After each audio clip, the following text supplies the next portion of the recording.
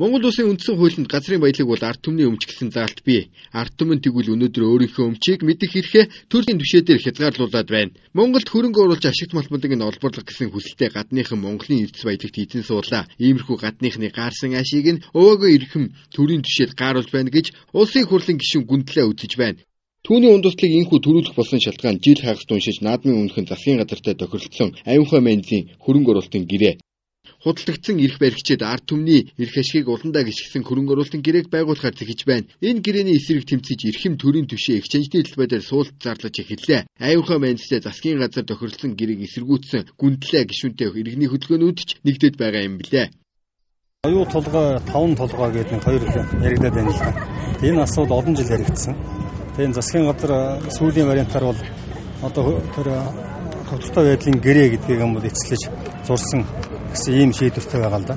Тэр энэ дээр бол зөвхөн ганц Монголын ардсан холбоо биш.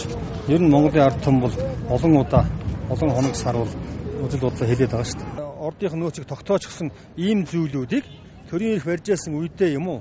Эсвэл одоо энэ ардчлалын жаахан шилжилтийн үед тийм ээ хулгайлаад луу үрдээд авчихсан эрх мэдэлтэй өмч хөрөнгөтэй гэгдэж байгаа хүмүүсийн эрх мэдлэр одоо өнөөдөр бүх өмч ингэж урсдаг, гарынхан салаагаар гоождаг ийм байдлаар орж өгч шүү дээ. Энийг зөвөө зогсож харах ямар ч арга байхгүй үнэхээр. Ямар ч тач улсын хурлын эрхэм гишүүн суултаа эхлүүлж улсын хурлаар хөрөнгө оруулалтын гэрээг хилцэгдэх суултаа өргөжлүүлэхээ мэдгдлээ. Уг нь аюунхай мензэд 66% нь эзэмшүүлэх биш. Монголын төр өөрөө 60% нь эзэмшгээр зүтгэж арга мухардлаа гэхэд 51% нь авах ёстой гэж тэрээр хэлсэн. Хөрөнгө оруулалтын гэрээ гэдгийг бол би хог гэж байгаа. Монголын ард түмэнд ямар ч хэрэг алга. 34% Монголын ард түмэн эзэмшнэ гэдэг бол доромжлол шүү дээ.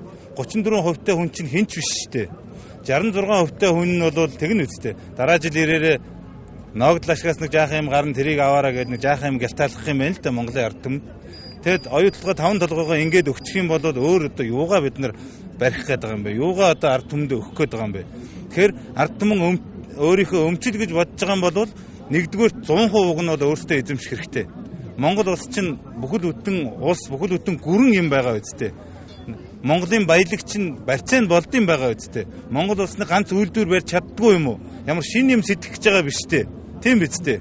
Тэгээ яхаараа гадны нөхдүүд бидний юмыг дээрэмдэх ёстой юм бэ?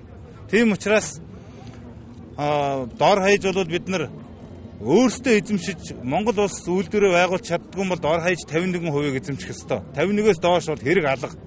Тийм учраас энд бол суулт зарлана. Гүндлээ гишүүний суулт хэр үр дүнтэй болохыг ард түмэн хүлээж цаг хугацаа харуулгал үлдлээ. Нам гүмхэн наадамтай золгосон эксченжний талбай хүчний байгууллагын өдрлөг хоримтлж байгаа хосуудын хөл болоод улсын хурлын гишүүн гүндлээ болон иргэний хөдөлгөөнүүдийн хөл дарагдаж хорвоогийн нэгэн өдрийг өнгөрөөлөө мэдээг Батсар хүргэлээ.